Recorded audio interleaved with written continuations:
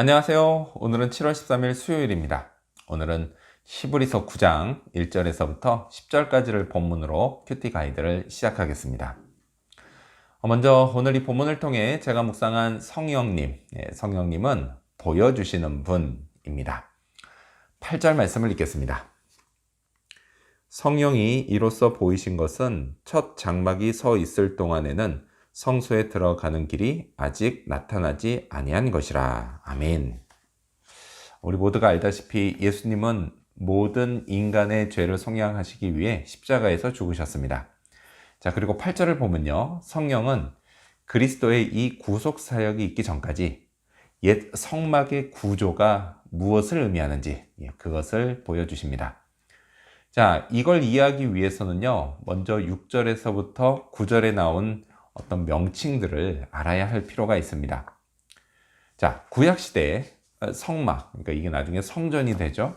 자, 그래서 이 성막의 내부는 그 중간에 휘장을 중심으로 해서 출입문 쪽은 성소, 그리고 반대로 안쪽은 지성소로 나누어집니다. 자, 6절에 나오는 첫 장막, 이게요, 성소를 뜻하고요. 그리고 7절에 나오는 둘째 장막은 지성소를 가리킵니다. 자, 따라서 8절에 나온 이 첫 장막 역시도 성소를 뜻합니다. 자, 그리고요, 다음 절인 이 마지막 9절에 나오는 장막, 이 장막은 성소와 지성소를 모두 합친 성막을 뜻합니다. 자, 성막 전체가 다 그렇지만요, 특히 지성소는 하나님이 임재하신 곳을 상징했습니다. 자, 그런데요, 그 지성소에 여기는 바로 들어가지 못하고요, 중간에 성소를 거쳐야만 했습니다. 자, 이건요, 구약 시대에는 아직 하나님께 곧바로 나아갈 길이 막혀 있었다라는 것을 의미합니다. 이 길이요, 예수님이 십자가에서 죽으심으로 열리게 됐습니다. 복음서를 보면요, 예수님이 죽으실 때 성소와 지성소 사이를 가로막고 있던 휘장이 둘로 쪼개졌다라고 하는 기록이 있습니다. 즉, 하나님께 곧바로 나아갈 길이 열린 것입니다. 자, 이런 사실을 보여주는 분이 바로 성령이십니다. 자, 역시 복음서를 보면요, 예수님은 이 성령을 진리의 영이라고 소개하십니다. 자, 그래서 오늘도요, 성령은 이 첫 장막에 관한 것뿐 아니라 성경에 기록된 하나님의 말씀을 제게 보여주십니다. 자, 그렇다면 계속해서 오늘 이 본문을 통해 제가 발견한 인간의 모습, 어떤 게 있을까요? 오늘은 온전하지 못한 대제사장을 볼 수 있습니다. 9절과 10절 말씀을 읽겠습니다. 이 장막은 현재까지의 비유니 이에 따라 드리는 예물과 제사는 섬기는 자를 그 양심상 온전하게 할 수 없나니 이런 것은 먹고 마시는 것과 여러 가지 씻는 것과 함께 육체의 예법일 뿐이며 개혁할 때까지 맡겨둔 것이니라. 아멘. 자, 구약시대 레위 대제사장은요, 1년에 한 차례씩 지성소로 들어갔습니다. 그곳에서 모든 백성의 죄를 하나님 앞에 자백하고 용서를 구했습니다. 그때는요, 아무리 대제사장이라고 해도 지성소에 그냥 들어갈 수는 없었습니다. 그 역시 한 명의 죄인이었기 때문이죠. 그래서 아무 준비 없이 들어갔다가는 제사는커녕 자기 목숨도 부지하지 못했습니다. 지성소에 계신 하나님, 그분은 죄인이 그냥 대면하기에는 너무도 거룩한 분이시기 때문입니다. 자, 그래서 대제사장은 자신을 먼저 율법을 따라 예물과 제사로 정결하게 했습니다. 죄 문제를 해결했습니다. 하지만요, 이런 노력이 그의 죄를 온전히, 그러니까 완전히 다 씻어주는 것은 아니었습니다. 자, 또요, 그가 드리는 속죄의 제사 역시도 모든 백성들의 죄를 온전히, 완전히 씻을 수도 없었습니다. 이유는 간단하죠. 그가 드리는 제물이나 또 제사의 제물이 온전하지 못한 피조물이었기 때문입니다.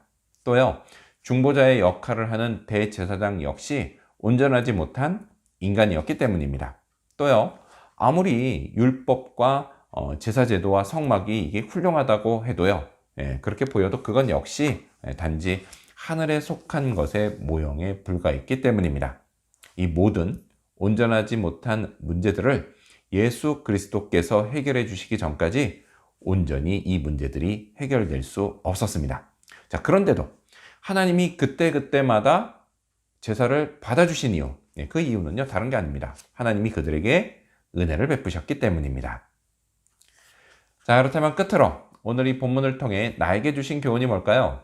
그건 그리스도와 성령을 의지하자입니다. 구원의 확신, 매우 중요합니다.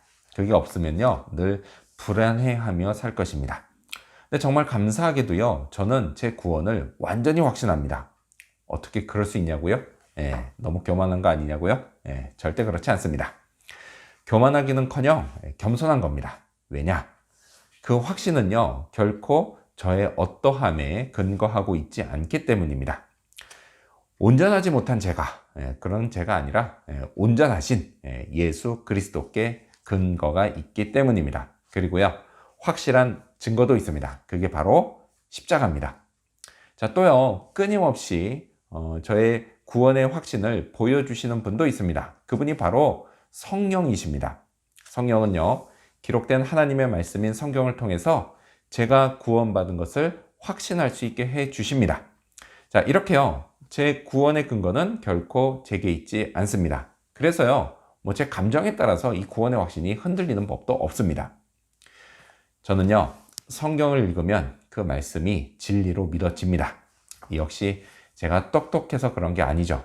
성령이 저로 하여금 성경이 진리의 말씀으로 믿어지게 해 주시기 때문입니다. 정말 감사할 일입니다.